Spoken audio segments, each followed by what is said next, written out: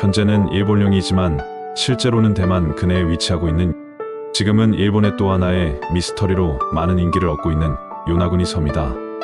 일본에서도 가장 서쪽에 있는 섬인데 이 섬 이름은 요나구니로 일본인 다이버 아라타케 키아치로가 고래상어와 만타가오리를 구경하기 위해 요나구니 섬의 바다 속 100m 수심에서 이상한 것을 발견을 하는데 마치 거대 유적지처럼 보여 가까이에 가서 살펴보게 된다.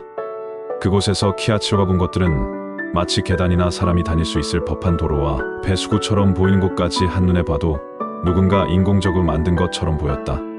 좀 더 유심히 살펴보니 마치 거대한 성문처럼 보이는 문 같은 것들이 여러 군데 나 있었으며 거북이 모양의 기념물처럼 보이는 것들도 찾아볼 수 있었다. 그 뒤로 다른 다이버들과 함께 그곳을 조사하기 시작했고 1995년 1월에 유큐 신문 등에서 요나구니에 대한 기사를 다루어지게 되면서 큰 관심을 받게 된다. 그 뒤로 이곳은 유큐 대학의 교수 기무라 마사아키를 중심으로 본격적인 조사가 시작되었다. 조사 결과 기무라 마사아키 교수는 그곳이 고대 유적지라고 결론을 내리게 된다. 마사아키 교수의 이론은 이렇다. 1만 년 전 지구의 수심이 지금보다 낮았는데 요나구니의 유적지가 그때에는 지상에 있었다고 한다. 그리고 집중 조사한 결과 누군가 인공적으로 돌을 가공한 흔적을 발견했다고 했다. 누가 봐도 로마 시대의 신전의 일부처럼 보이는 건축물이 보인다고 했다. 결국 다이버 아라타케 키아치로가 본 것처럼 마사아키 교수 또한 계단이나 도로와 배수구, 더 나아가 목욕탕까지 발견되었다고 발표했다. 그러면서 마사아키 교수는 아틀란티스나 유대륙과 관련이 있을지도 모른다며 고대 문명설을 주장했다. 이것이 자연물이 아닌 인공물인 증거로 요나구니의 인공물의 앞부분이 자연적인 조수로 인해 만들어졌다면 울퉁불퉁해야 함에도 자로 잰 듯 너무나도 정교하고 깔끔하게 형성되어 있다고 자료를 내보이며 주장했다. 이것은 자연적인 침식이나 조수로는 절대 나올 수 없는 현상이므로 마사아키 교수가 고대 문명설을 주장했던 것이다.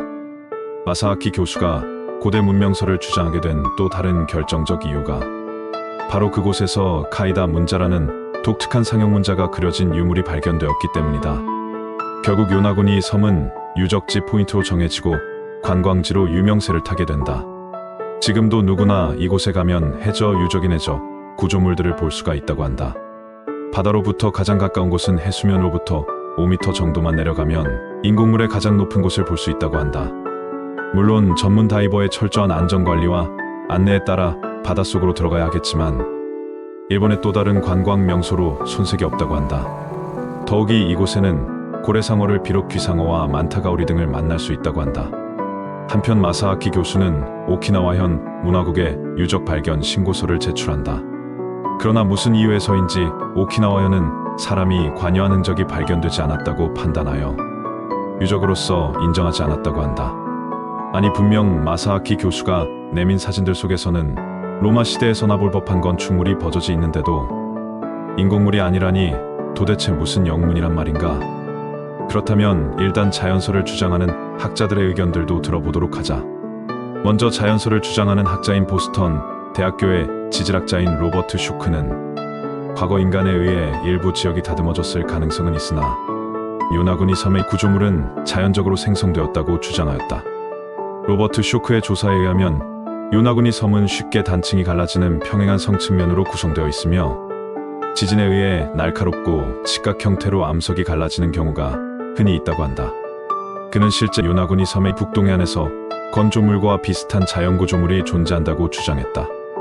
남태평양대학의 해양지구과학자인 패트릭 넌도 이 구조물은 자연적으로 생성되었으며 인공이라는 믿을 만한 근거가 없다 고 주장하였다.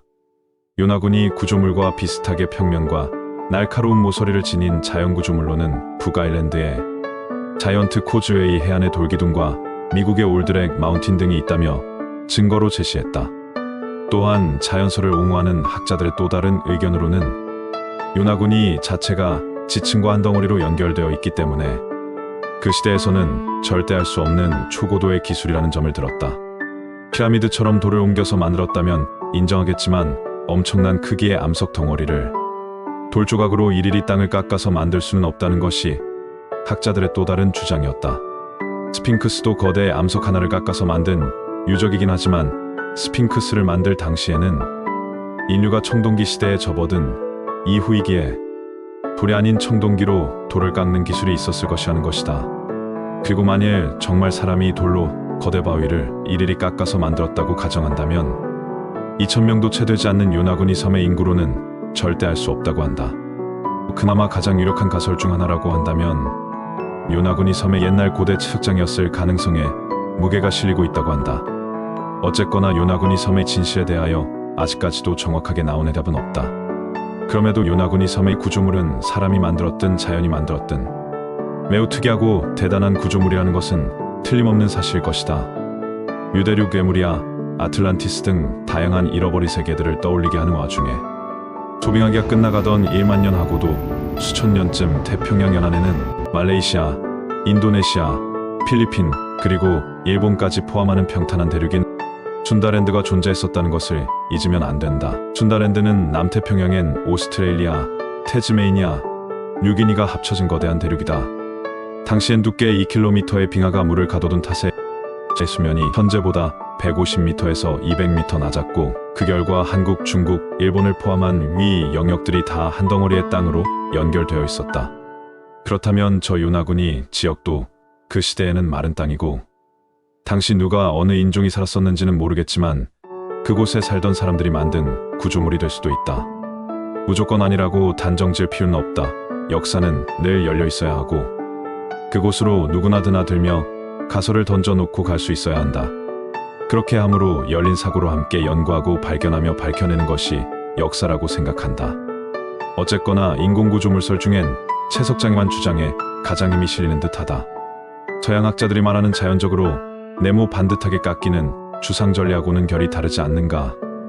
일본 학계에서는 이 유적이 인공적으로 만들어졌다는 주장과 서양 쪽 학자들은 자연물이라는 주장이 팽팽한 상태로 유지되고 있다. 그럼에도 불구하고 현재까지 이 유적에 대한 많은 사람들의 관심이 높다. 요나구니 섬의 기원을 기원전 8,000년 전으로 보는 학자도 있는데 기원전 8,000년 전이면 이때가 신석기 시대다. 더욱이 요나구니가 자연물이 아닌 인공물이라는 주장에 힘이 실렸는데 그것은 1998년도에 요나구니 유적 밑에서 석판 같은 것도 발견되었다고 한다. 그 석판에는 온갖 상형 문자도 새겨져 있다. 그래서 많은 사람들이 유대륙이 아니냐는 추측을 내놓았다. 유대륙은 기원전 7만 년경에 남태평양에 존재했다고 하는 커다란 대륙이다. 혹시나 하는 맘에 내 생각을 덧붙이자면 만일 그 시대에 진짜로 아틀란티스와 유대륙 또는 순다랜드가 존재했었다면 그들의 기술로 저 정도는 껌이지 않을까 싶다. 사람들이 쪼그리고 앉아서 돌조각으로 일일이 깎지는 않았을 거라는 이야기다. 그렇다고 무슨 요술봉 같은 것으로 뿅 하고 만들지는 않았겠지만 적어도 그들이라면 일명 테크놀로지 기술이 존재할 터 어느 정도 신빙성은 있지 않나 싶어서 내 생각을 덧붙여봤다.